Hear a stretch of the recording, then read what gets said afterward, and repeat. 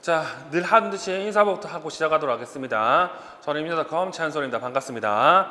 자, 오늘은 2013학년도 이제 출시 문제를 볼 차례죠. 이 출시 문제 같은 경우에는 제가 왜 마지막에 이렇게 진행을 하냐면 이 문제들 같은 경우에는 출제 당시에도 좀 말이 많았던 문제들이 많아요. 그리고 얘네들 같은 경우는 기본적으로 출제 시간과 출제진의 뭐라고 해야 될까? 수준이 조금 떨어지는 형태로 출제가 되었기 때문에 논란이 되는 문제도 지금도 있습니다. 그래서 이 문제들 같은 경우에는 뭐 경향성 이거보다는 이런 내용이 나왔다더라 정도, 그리고 이 문제 중에서도 몇몇 문제는 쓸만한 문제 있으니 그런 문제 정도만 확인하시면 좋을 것 같아요. 자, 그러면 2013학년도 출시 문제를 좀 보도록 하겠습니다. 먼저 유치원 교육과정 A를 좀 보도록 할게요. 자, 1번 문제를 보도록 하겠습니다. 자, 문항 1번 철수에게 나타난 말소리 산출 오류와 관련해서 가로에 알맞는 용어를 순서대로 쓰도록 이렇게 돼 있죠. 자, 우리가 알고 있는 이 조음, 음운장애 같은 경우에는 지금은 이거를 말소리 장애로 통칭해서 많이 얘기를 하죠. 근데 이때 당시만 하더라도 조음장애 중요했고 음운장애도 중요했습니다. 그래서 문제에서 지금 보는 것처럼 이때는 이렇게 대놓고 조음장애는 이라는 표현을 이렇게 쓴 거죠. 그래서 우리가 알고 있는 조음장애와 관련된 조음 오류를 이 문제에서 물어봤어요. 총 4가지 유형이 있죠. 그 4가지 유형을 1번과 2번과 3번과 4번에 쓰시면 되는데, 자, 일단 그 유형으로는 가위를 아이라고 하는 음의 생략, 지금 기읍음을 빼놓고 이렇게 얘기하죠. 초성 생략에 관련된 내용이기 때문에 지금 1번에는 생략이 들어가면 되고요. 자, 아기를 각이라고 하는 음의 청과 지금 없는 음의 기획을 이렇게 추가한 거죠. 그리고 정상 산출된 음과 일치하지 않는 부적합한 소리 내는 음의 왜곡. 그러니까 우리가 알고 있는 소리 이외의 소리를 내는 걸 왜곡이라고 얘기하고, 우리가 아는 소리로 바꾸어 얘기한다고 하면 이거를 대치라고 합니다. 그래서 1번부터 4번까지 들어갈 순서는 생략, 청과 그리고 왜곡, 대치가 들어가면 돼요. 그리고 2번. 이 2번 같은 경우에도 이렇게 조음 오류를 물어보는 거죠. 근데 진짜 재미있는 건 예시를 보시면, 예시는 바람이라고 얘기하고, 이게 파열음 비읍이 비음 이응으로 이렇게 바뀌었다고 얘기하죠. 여기 나와 있는 파열음과 그리고 비음 같은 경우에는 우리가 알고 있는 조음 방법으로 이렇게 얘기를 한 겁니다. 근데 재밌는 건 1번은 좋은 방법으로 쓸 수가 있겠죠. 사자, 다자 같은 경우는 시옷, 우리가 알고 있는 마찰음 시옷이 파열음 디귿으로 이렇게 바뀐 거잖아요. 근데 이 기린과 디린 같은 경우에는 좋은 방법으로 이거를 쓸 수가 없습니다. 다시 말해서 이 문제 잘못 낸 거예요. 조금 더 요즘스럽게 낼 거라고 하면 뭐 좋은 방법 및 좋은 위치에 대해서 얘기를 했겠죠. 근데 예시에는 이거밖에 없기 때문에 누가 보더라도 예시에 따진다고 하면 좋은 방법으로 써야 되는데 2번은 그렇지 못합니다. 그래서 2번 같은 경우는 좋은 방법이나 좋은 위치로 써야 되고요. 자, 우리가 알고 있는 영국에 온 기획이 이제 치조 디귿으로 바뀌었다고 얘기를 해야 됩니다. 그래서 이 문제 같은 경우는 문제 구성상 조금 문제가 있는 문제 중에 하나였습니다. 물론 풀 수는 있습니다만 조금 더 디테일하게 따지면 이런 문제가 있다는 사실을 여러분들이 확인하시면 좋을 것 같네요. 다음 문항 3번. 이것도 이때 당시까지만 하더라도 이 문제에 대한 근거가 되는 특수교육과 책은 없었습니다. 다시 말해서 우리가 알고 있는 의사소통으로는 이 문제를 못 풀고요. 조금 더 이제 가야 할 뭐 언어 재활이라든지 이쪽에서 이 문제를 풀 수 있는 강론들이 몇 가지는 있었어요. 근데 당연히 특수교육학 전공이라 하면 그 내용까지는 안 보겠죠. 근데 하필이면 개정된 고은 선생님 책 내용으로는 이거를 충분히 이제 풀 수도 있습니다. 자, 일단 니은에 대한 설명으로 적절하지 않는 것 2가지를 골랐으니까 니은을 보시면 최소 대립상 훈련입니다. 뭐 우리가 지금으로서는 이 최소 대립상을 이용해서 뭘 할 수 있다? 변별자질 접근법을 사용할 수 있겠죠. 근데 이 당시에는 이런 내용들이 잘 없었습니다. 그러니까 고은선배 1판에는 말 그대로 그냥 변별 자질 접근이 최소 대립상만 이제 사용한다라는 내용밖에 없었기 때문에 이 문제를 풀 수 있는 내용이 별로 없었습니다. 특히 4번 같은 경우에는. 근데 지금은 이 변별 자질 접근법을 얘기하면서 최소 대립상과 관련해서는 우리가 알듯이 분절음의 수가 같아야 최소 대립상으로 사용할 수 있다는 내용이 언급되어 있잖아요. 그런 의미에서 이 문제 같은 경우에는 뭐 다시 한번 살펴볼 필요가 있겠죠. 자, 1. 훈련 목적은 철수의 말소리 오류 패턴을 찾아 의문원적 규칙을 확립시키는 것이다. 우리가 알고 있는 최소 대립상을 이용해서 변별적인 접근법을 한다고 하면 이 같이 오류를 보이는 잘못된 변별 자질과 관련된 이 오류 패턴을 찾아가지고 의문원적 규칙을 확립시키는 겁니다. 그리고 이 내용이 뒤에 나오는 기출문제도 언급이 돼 있었죠. 자, 그리고 이 철수의 조음 오류 다자는 현재 지속성 플러스를 보이는 조음을 지속성 마이너스로 수정해 줘야 된다. 여기서 나오는 지속성 플러스 그리고 지속성 마이너스, 전방성 플러스, 전방성 마이너스가 우리가 알고 있는 변별 자질에 해당하는 거고, 현재 이 디귿 같은 경우에는 이 디귿이 아시다시피 얘가 파열음입니다. 이 파열음 같은 경우에는 이 파열음은 입모형을 한번 만들어서 발음을 하면 다시 발음할 수가 없어요.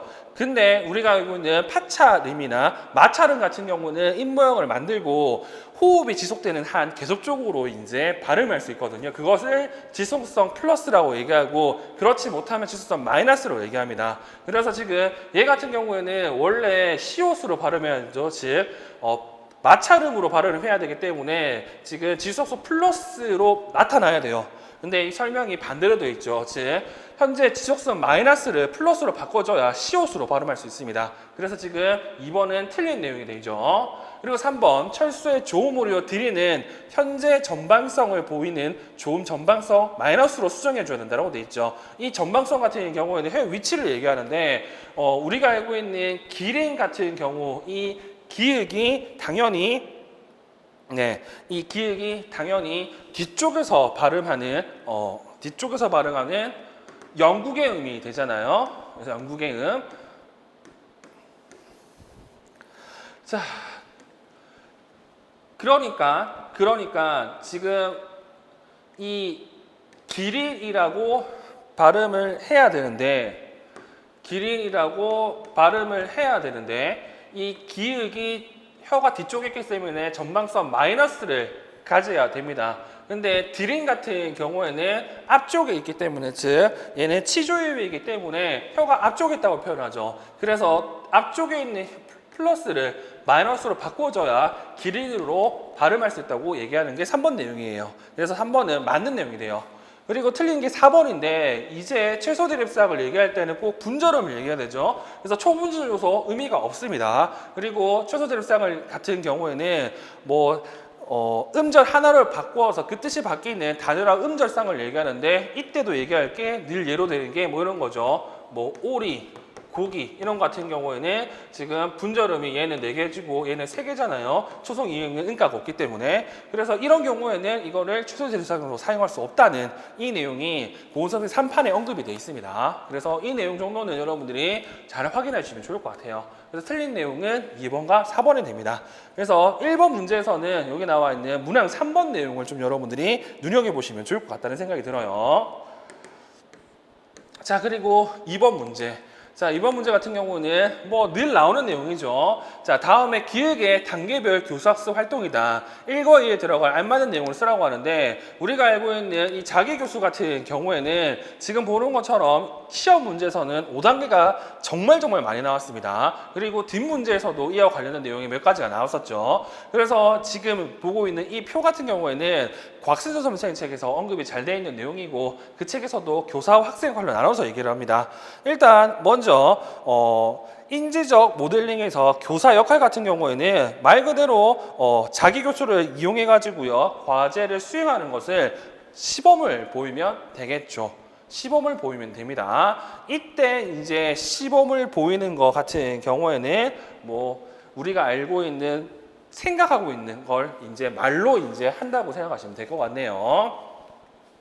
자, 그리고 4단계 자기교수 요강 같은 경우에는 학생 같은 경우 어떻게 된다고? 자기교수 요강이기 때문에 이것을 작은 소리로 혼잣말로 얘기하도록 하는 내용으로 답을 써주시면 될 것 같습니다. 그래서 제가 늘 얘기하는 게 이 자기교수 같은 경우는 우리 시험에 거짓말 좀 못해가지고 10문제 가까이가 나옵니다. 그만큼 많이 나오기 때문에 여기 나와 있는 이 단계들을 여러분들이 잘 기억해 두실 필요가 있고, 추가적으로 초등시험 문제에서 나왔던 자기진술문과 관련해서 이 자기교수 관련성을 여러분들이 확인하시면 될 것 같네요. 자, 그리고 2번 문제. 이 2번 문제 같은 경우에는 뭐 이 내용이 유아교육에도 나옵니다. 그리고 특수교육학에도 이 내용이 나오는데 제가 보기에는 이 문제는 유아교육으로 문제를 낸 것 같습니다. 그래서 토마스와 첼스가 분류한 니은의 3가지 유형을 쓰라고 하는데 니은은 기질이죠. 뭐 이 기질 같은 경우에는 뭐 말 그대로 토마스 첼스가 얘기했던 3가지 기질 유형이 있습니다. 뭐 쉽게 얘기한다고 하면 뭐 순환 기질, 느린 기질, 난 기질 이렇게 되어 있죠. 그 3가지 유형을 쓰시면 정답이 됩니다. 그래서 이거는 유아교육학으로 접근하는 게 좀 더 맞다고 생각을 해요. 그리고 3번 DSM-4TR의 장애 진단 기준에 의하면 은지의 행동 특성은 어떤 장애에 해당하는지 쓰라고 나오는데 이 문제 같은 경우도 지금 시점에서 본다고 하면 문제가 좀 엉성합니다. 네, 그럼에도 불구하고 눈에 띄는 게 뭐냐면 여기 나와 있는 기관, 그리고 여기 보시면 눈, 코 찡그리는 거. 즉 우리가 알고 있는 눈을 깜빡거리거나 코를 찡그리는 같은 경우에는 운동택이잖아요. 운동택이 2개가 있고 여기 소리내는 음성택이 하나가 존재하기 때문에 이거를 뭐라고 한다? 우리는 뚜렛장이라고 얘기를 합니다. 그래서 지금 여기 나와 있는 틱과 관련된 내용도 뒤에서 또 나오거든요. 그래서 여기 나와 있는 이 형태는 뭐 예전 문제 특성이라고 생각하시고요. 우리가 알고 있는 조금 빡빡한 형태는 아니라는 것 정도는 기억하시면 되겠죠. 자, 그리고 3번 문제. 이 3번 문제 같은 경우에는 카이즈 삽이라는 국립특수교육원 정후행동 검사 내용이 나와 있는데 이 내용 같은 경우는 이제는 좀 나오기가 힘듭니다. 왜냐하면 요즘에는 나이제 K ABS라고 해가지고 여기 나와 있는 정후행동 검사를 좀 완벽하게 뭐 전면 개정했다고 얘기해야 되나? 조금 많은 내용들이 좀 포함된 새로운 검사 도구가 언급이 되어 있거든요. 그래서 여기 나와 있는 카이즈 삽은 이제는 좀 나오지 않을 거라고 생각하고 여러분들이 봐야 될 건 KABC 내용을 좀 활용하시는 게 좀 더 좋지 않을까라고 생각을 합니다. 그리고 이 문제 같은 경우에도 문제가 좀 이상합니다. 왜 이상하냐면 일단 3번 내용을 보시면 다음은 일반 유아와 정시체 유아 집단을 규진 집단으로 해요. 동의의 정의행동 수준을 작성한 정의행동 검사 프로파일이다. 물음에 답하시오 이렇게 나와 있죠. 즉 이 동의 같은 경우에는 지적장애 있는지 발달장애 있는지 비장애인지 아무도 모릅니다. 자, 근데 1. A는 동의의 소검사 환산 점수 선이다. 어떤 집단을 규준 집단으로 한 프로파일인지 쓰라고 이렇게 나와 있죠. 자, A 여기 이렇게 나와 있습니다. A 같은 경우에는 현재 동의의 소검사 환산 점수라고 이렇게 나와 있는데 이 내용을 보니까 지금 환산 점수의 중앙에 이렇게 선이 그어져 있죠. 이 선이 우리가 알고 있는 평균이라고 생각하시면 좋을 것 같아요. 평균이라고. 평균에서 지금 많이 떨어져 있잖아요. 그렇게 봤을 때 얘 지금 장애가 있냐 없냐라고 판단했을 때는 있다라고 얘기하면 좀 좋겠죠. 그래서 우리가 알고 있는 카이즈 사 같은 경우에는 규진 집단이 2가지가 있습니다. 소위 말해서 일반 유아 집단과 장애 유아 집단이 있는데 지금 이 가운데 선 기준으로 지금 A가 한참 떨어져 있기 때문에 이거 장애 아동으로 생각하고 뭐 장애 아동을 생각한다고 하면 기준과 떨어져 있는 정도가 크기 때문에 이거는 어느 집단으로 이제 비교를 한 거냐고 하면 일반 유아 집단으로 비교했다고 얘기할 수 있겠죠. 그래서 지금 이거 같은 경우에는 이거 1번 문제가 다음 내용들을 다 영향을 줍니다. 자, 문항 2번 동의의 정의행동 지수를 해석한 다음에 문장을 완성하시오 이렇게 돼 있죠. 지금 1번 문제에서는 동의가 장애 학생으로 얘기한 거죠. 근데 이번 내용을 보니까 동의의 정의행동 지수는 115라고 이렇게 나와 있습니다. 아까 장애 학생인데 어떻게 정의행동 지수가 115가 나오냐. 자, 이 같은 경우에는 방금도 얘기한 것처럼 지금 이 규준 집단에 2개가 되어 있기 때문에 장애 유아 기준을 본다고 하면 동의 점수는 이렇게 나올 수도 있어요. 그러니까 비교했을 때 일반적인 장애 유아들보다 좀 더 높을 수는 있겠죠. 그리고 우리가 알고 있는 정의행동 지수 같은 경우에도 대부분은 평균이 100이고요. 그리고 표준 편차가 15인 표준 점수를 사용합니다. 그러면 이 115이기 때문에 플러스 1 SD에 해당하는 거죠. 이 플러스 1 SD 같은 경우에는 100분 위로 따진다고 본다고 하면 84 정도가 나오고요. 자, 이 같은 경우에는 아까도 얘기했지만 장애 유아 규준 집단의 84%가 지금 동의보다 낮은 정의행동 점수를 받았다고 얘기할 수 있겠죠. 이거 만약에 일반 학생이라고 하면 동의는 뭐가 된다고? 얘는 비장애들 중에서도 잘하는 편에 속하기 때문에 말이 안 되는 거잖아요. 그래서 장애 아동 측면에서 조금 더 잘하는 수준이 동의 수준이라고 볼 수가 있습니다.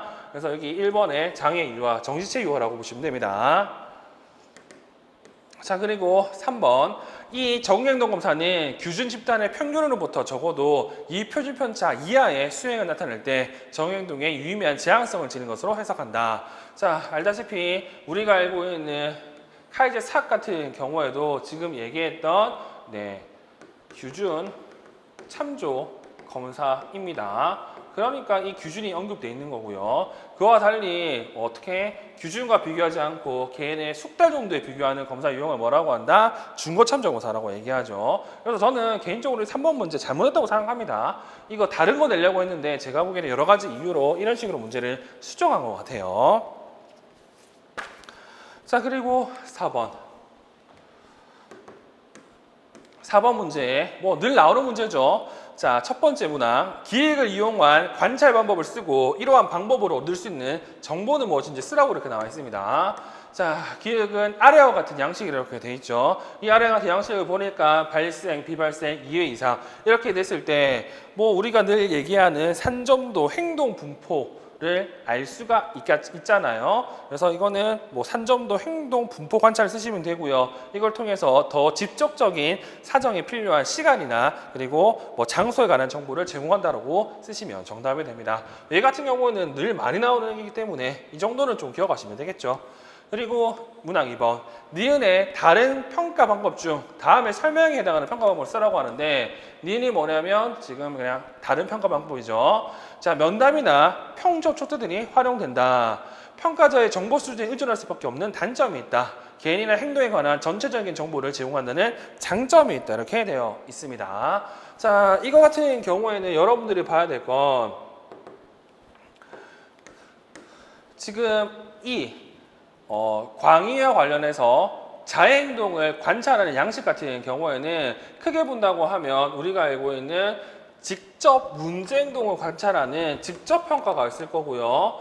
이 직접평가가 비교되는 간접평가가 있을 거예요. 그래야 뭘 할 수 있다고 우리가 알고 있는 기능평가를 할 수가 있을 거니까. 근데 지금 박스 내용을 보시니까 면접이나 평점 척도가 이렇게 나와 있죠. 그리고 평가자의 정보 수준에 의존할 수밖에 없다는 단점 같은 경우에는 우리가 알고 있는 간접평가의 단점입니다.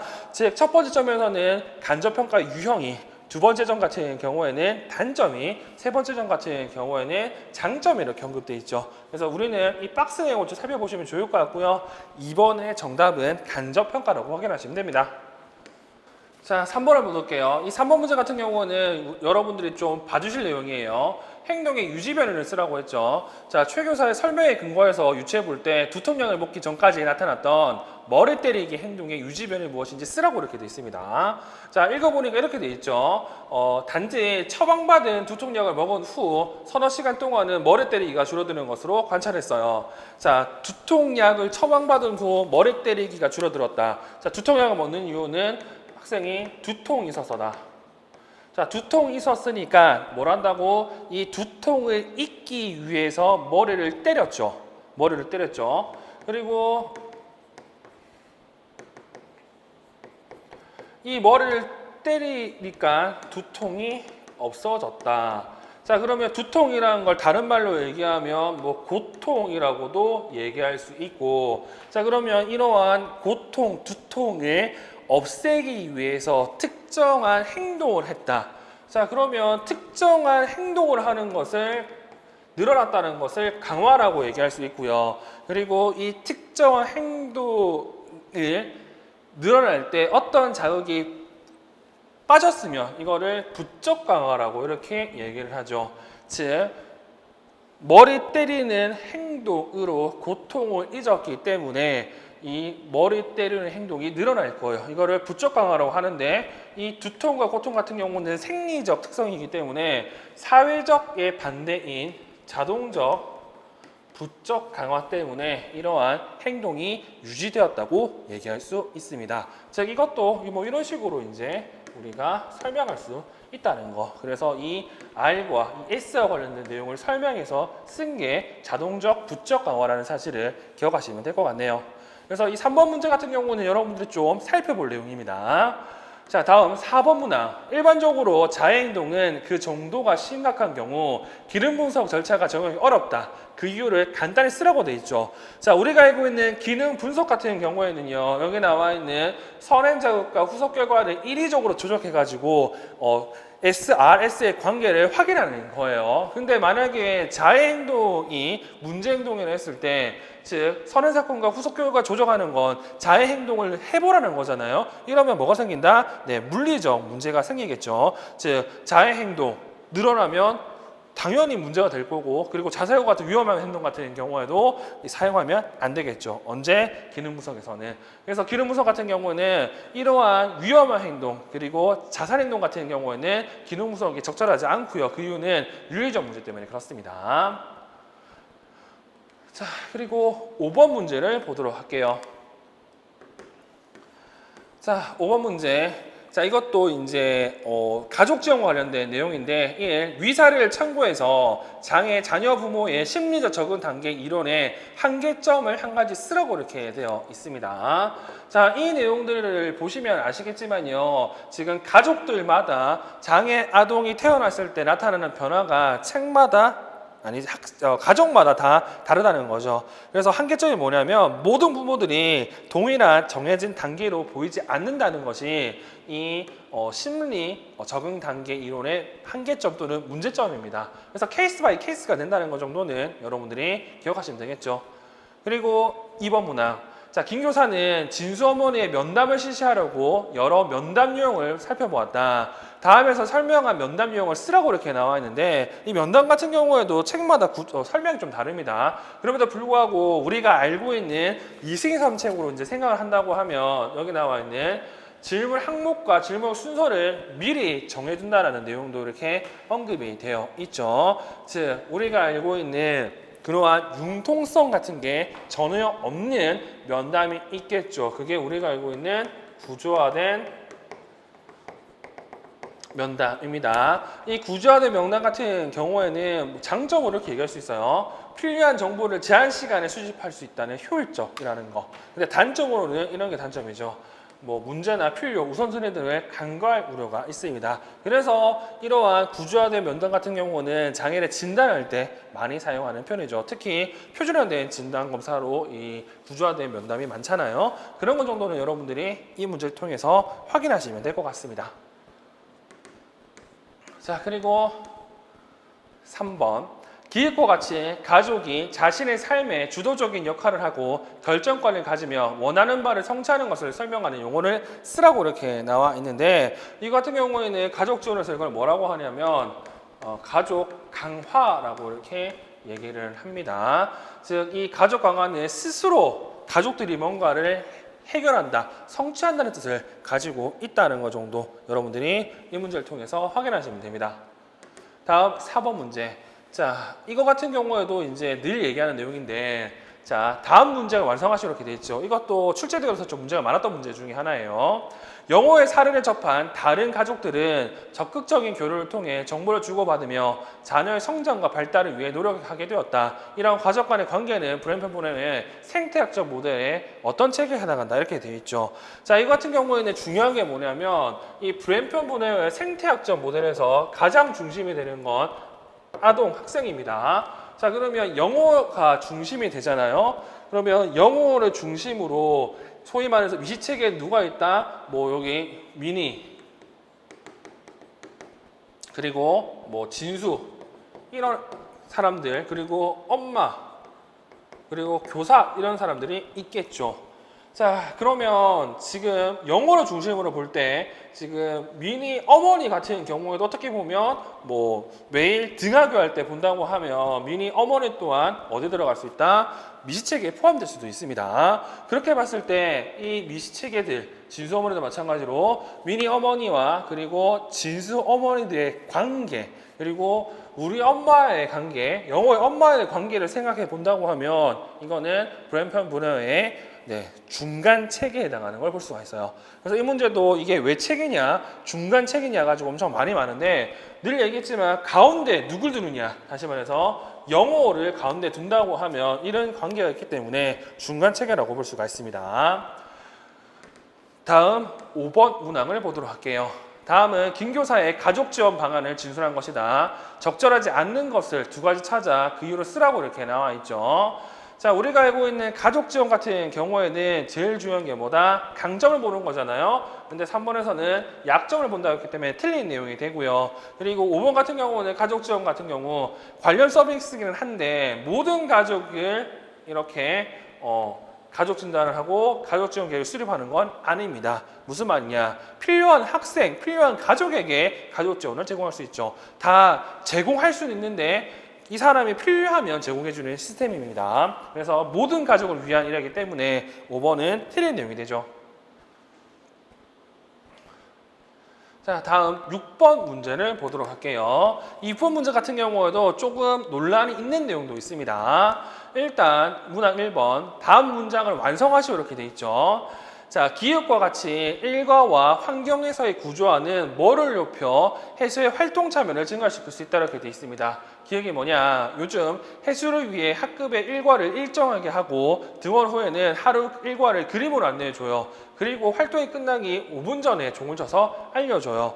자, 여기 나와 있는 이 그림으로 알려주는 거, 그리고 종을 쳐서 알려주는 거, 어떻게 본다고 하면 시각적 지원, 청각적 지원을 해주는 거죠. 이렇게 시각적, 청각적 지원을 해주면 뭐가 된다고? 네, 구조화가 이렇게 됩니다. 특히 저기 나와 있는 시간을 알려주는 거, 일과를 알려주는 거는 당연히 시간의 구조화에 해당하는 내용이고, 이 시간의 구조를 해주면 네, 예측 가능성이 높아지겠죠. 그리고 가려 들어갈 내용은 예측 가능성을 쓰시면 정답이 됩니다. 그리고 2번 문항. 이 2번 문항이 지금도 문제가 되는데 일단은 아셔야 될 게 뭐냐면 저기 니은에 나와 있는 말의 높이, 강세, 리듬, 속도 같은 경우에는요. 이거 책에 따라서는 음운론의 문제라고 얘기를 하고 문서와 관련이 있기 때문에, 그리고 책에 따라서는 화형론의 문제라고 얘기를 합니다. 보통 음운론의 문제가 얘기를 한다고 하면 이거는 운율학적 특성, 운운학적 문제라고 얘기를 하고요. 그리고 화형론의 문제가 있을 때는 준언어적 요소라고 얘기합니다. 물론 여기 나와 있는 뭐 준언어적, 그리고 뭐 초분절적 이런 용어들은 전부 다 같은 걸 얘기하는데 어느 측면에서 이제 얘기할 때에 좀 달라지는 거죠. 근데 지금 이 문제 같은 경우에는 문제 구성상 여기 니은의 이유를 자폐성 장애 아동의 사회적 의사활동 특성을 쓰라고 얘기했죠. 즉 사회적 의사활동 특성을 쓰라고 했기 때문에 얘 같은 경우에는 음운론을 보기보다는 화형론으로 보는 게 조금 더 좋아요. 왜냐? 화형론은 담화 상황에서 나타나는 거잖아요. 다시 말해서 다른 사람과 상호작용할 때 나타나는 기술이기 때문에 화형론을 보는 게 좀 더 좋습니다. 그러면 저거를 화형론으로 이제 촉점을 맞춘다고 하면 가로 안에 들어갈 내용 같은 경우는 준언어적 요소 들어가는 게 좀 더 좋고요. 뭐 초언어적 그리고 초언어는 모르겠지만 초분절적 요소 같은 경우에는 정답이 될 가능성도 있습니다. 근데 제가 판단할 때는 준언어적 요소라고 얘기하는 게 좀 더 좋아요. 그 이유는 저기 두 번째에 있는 문제가 사회적 의사활동 특성의 근거에 쓰라고 했기 때문에. 그래서 저 같은 경우에는 문항 2번의 정답을 준언어적 요소라고 썼고요. 그 이유는 화형론 측면에서 얘기했을 때 저런 것 같은 경우 사회적 의사소통을 통해서 향상되고 그리고 도움을 받을 수가 있는데 자폐들 같은 경우는 그렇지 못하기 때문에 저러한 준언어적 요소가 늘지는 않는다고 쓰시면 정답이 되겠죠. 그래서 이거는 문제 구성상 이렇게 풀 수 있다는 사실을 기억하시면 될 것 같네요. 자, 다음 3번 문항. 디귿과 르에서 두 교사가 평가하고자 하는 것이 무엇인지 각각 쓰라고 이렇게 나와 있죠. 자, 디귿. 제가 계획한 대로 교수 활동이나 중재 전략을 정확하고 일관성 있게 적용하고 있는지 객관적으로 점검해보고 싶은 생각이 들어요. 이 디귿 같은 경우에는 중재 충실도를 얘기하는 거고요. 다음 리을.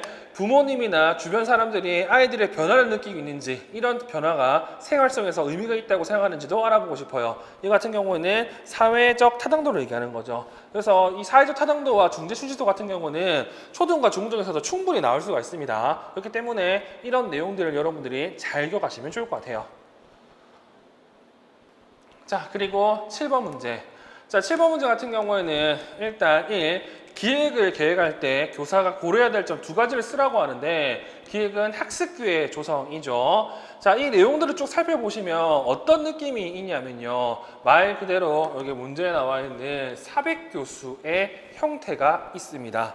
그래서 지금 이 기획 같은 경우는 400교수를 할 때 학습 기회를 어떻게 조성해야 되는지와 관련된 유의점을 쓰시면 되는 거고요. 이 유의점 같은 경우에는 제가 답에 이렇게 써 두었죠. 뭐 발달에 적합한 실제를 적용해야 된다. 그리고 학습 목표에 대한 분명한 기대가 나타나도록 해야 된다. 이런 내용들이 유아특수교육책에 언급이 되어 있습니다. 그래서 400교수와 관련된 내용이 지금 첫 번째 내용이라는 것 정도 확인하시면 돼요. 다음 문항 2번. 비연속 개별 시도 교수의 구성 요소에 근거해서 니은 디귿에 해당하는 교수 전략을 쓰라고 하죠. 즉 DTT의 구성 요소를 쓰시면 됩니다. 우리가 알고 있는 DTT 구성 요소는 총 5가지가 있죠. 그 중에서 니은 미나에게 사물을 제시하면 이거 무슨 색이라고 물어본다. 자, 이 같은 경우는 주의 집중을 한 다음에 이제 자극을 제시하는 2단계가 되겠죠. 다음 디귿. 정반응일 경우 칭찬과 함께 긍정적인 피드백을 제공하고 오답일 경우에는 색 이름을 다시 말해준다. 이 같은 경우는 네 번째 있는 피드백을 하죠. 지금 니은과 디귿 사이에 나와 있는 이거 같은 경우에는 뭐 어떻게 본다고 한다고 하면 이거 우리가 알고 있는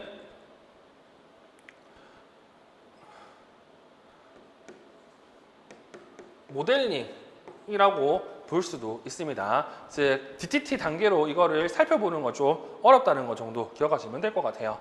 다시 말해서 못하면 이런 식으로도 할 수는 있지만 우리가 알고 있는 단계 중에서는 굳이 이거를 생각할 필요는 없을 것 같다는 말씀이죠.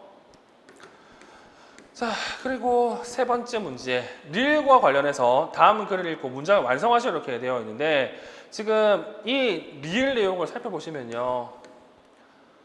관찰이잖아요. 이 관찰할 때 중요한 게 뭐냐면 이 관찰하는 내용이 적절한지 그리고 이 관찰하는 내용이 신뢰로운지를 확인해야 되잖아. 그런 내용들이 지금 박스에 나와 있죠.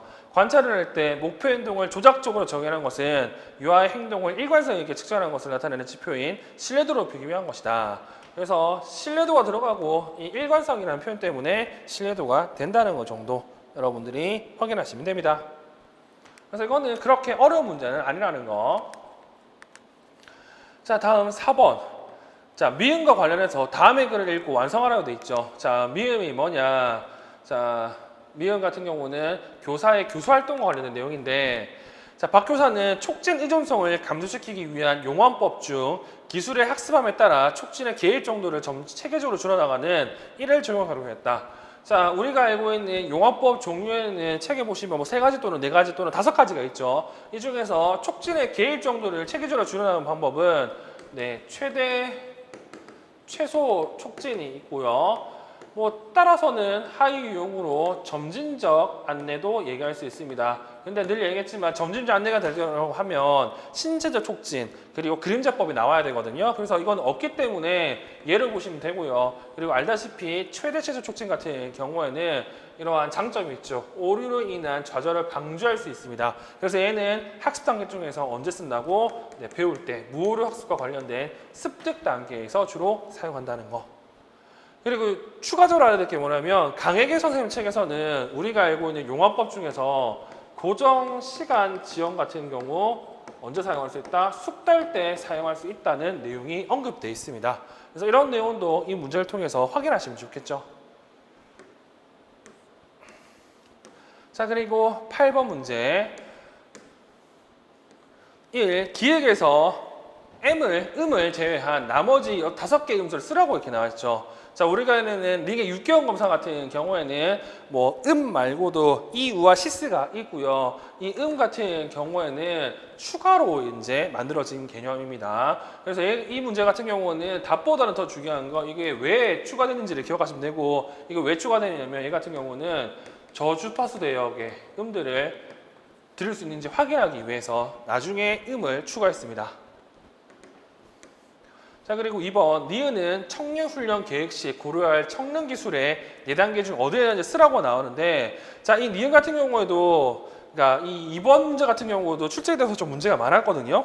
왜 많았냐면 이 자체 내용을 본다고 하면 우리가 알고 있는 4단계의 청능 훈련 중에서 확인 또는 이해라고 다 볼 수 있는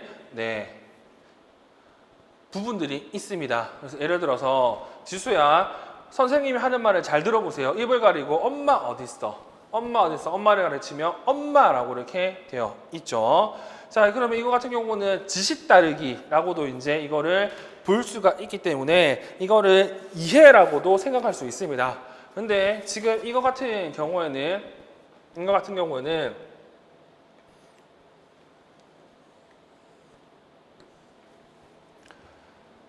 엄마 어딨어? 라고 하면서 엄마라고 얘기하죠. 그래서 이걸 보면 이거를 뭐 재발화하는 능력으로 생각해 볼 수도 있어요. 그래서 이거를 일단 답에 나온 것처럼 음의 확인이라고 이렇게 얘기를 했습니다. 그래서 이 문제 같은 경우도 이거를 확인이냐 이해냐 엄청 많이 말하는데, 일단은 밑줄 거 있는 부분만 본다고 하면 엄마를 가리키며 엄마라고 했기 때문에 이거는 말했던 내용을 다시 한다는 의미에서 재발한 능력을 확인하는 확인이라고 이제 얘기를 한 겁니다. 좀 더 한다고 하면 이해도 충분히 될 수 있을 거라고 생각해요. 자, 그리고 문항 3번. 디귿과 같이 지수가 시옷을 지읒으로 듣고 반응하는 이유를 음양 음성학적 특징과 지수의 청력도를 근거해 쓰라고 이렇게 나와 있는데, 자, 이 문제 같은 경우에도 현재 고은 선생님 책에서는 이 지읒과 관련된 내용이 명확하게 이렇게 나와 있죠. 무슨 말이냐? 여기 나와 있는 즈 같은 경우에는 이 부분이잖아요. 8천의 이 부분. 이 부분을 드릴 수 있어야 우리가 알고 있는 우산을 발음할 수가 있죠. 우잔이 아니라. 그러니까 즈로 발음한다는 것은 쓰를 못 듣는 거잖아요. 그래서 여기 나와 있는 쓰 같은 경우에는 우리 교재 그리고 고은삼처에 나와 있는 것처럼 고주파수 대역이 분포하고 있고 가장 낮은 강도에 위치하고 있기 때문에 저것을 잘 듣지 못합니다. 그래서 잘 발음하지 못하는 거고요. 그래서 이거를 구체적으로 쓴다고 하면 엄청 길어지거든요. 여기 나와 있는 음성적 특징과 청력도를 근거로 쓴다고 했을 때, 그래서 지금 제가 이렇게 답으로 쓴 내용 같은 경우는 최근 고은 선생님 책에 나와 있는 내용을 근거로 답을 썼고요. 그리고 제가 정답지에 여기 나와 있는 구체적 내용들을 써놨잖아요. 그런 내용을 좀 살펴보시면 될 것 같습니다. 자, 그리고 4번. 자, 나의 청력도를 근거로 지수가 감음신경성 청각장애인 것으로 판단할 수 있는 이유를 쓰라고 하는데, 뭐 얘네들 같은 경우는 뭐 A, B 갭만 설명해 주시면 되겠죠. 뭐 귀도와 골도 다 손상되어 있는데 손상 정도는 비슷하다. 이렇게 쓰시면 정답이 되죠. 그리고 문항 5번. 나의 청력도를 보면 500Hz, 1000Hz, 2000Hz의 기도 검사에서 차폐가 요구되지 않는다. 그 이유를 쓰라고 하는데, 우리가 알고 있는 차폐를 꼭 해야 될 때 내용을 생각해 본다고 하면 뭐 기도 40, 그리고 기도 골도 40, 그리고 골도 청력 검사에서는 무조건 차폐를 해야 된다고 얘기하죠. 그렇게 본다고 했을 때 500, 1000, 2000 같은 경우에는 500, 1000, 2000 같은 경우에는 얘네들의 차이가 40이 나지 않기 때문에 차폐를 할 필요가 없다라고 쓰시면 됩니다. 그래서 이 문제 같은 경우에는 차폐를 해야 될 때에 관련된 내용으로 접근하시면 될 것 같네요. 자, 그리고 바로 우리는 유치원 교육과정 B 내용을 좀 보도록 하겠습니다. 자, 유치원 교육과정 B 내용 같은 경우는 A가 전부 다 거의 대부분이 특수교육학 내용이었죠. 그래서 B 같은 경우는 유아 교육과정과 유아 교육학 내용이 엄청 많아요. 그래서 1번 문제 전부 다, 그리고 2번 문제 전부 다, 그리고 3번 문제 전부 다가 지금 유아교육학, 유아교육과정이기 때문에 넘어가도록 할 거고요. 올해는 4번 문제를 볼 때도 할 텐데, 이 4번 문제 같은 경우에도 지금 교육과정과 그리고 법 내용이 혼재되어 있는 내용이죠. 그리고 지금 이게 예전 교육과정 내용이 포함되어 있기 때문에 지금 이 내용은 아무 의미가 없습니다. 그래서 1번 내용도 넘어갈 거고요. 그리고 2번 같은 경우에도 유아 특수교육학이 이 내용이 나와 있어요. 근데 이거에 우리가 알고 있는 뭐 지적장애 관련된 교육과정으로 생각해 보면 풀 수는 있거든요.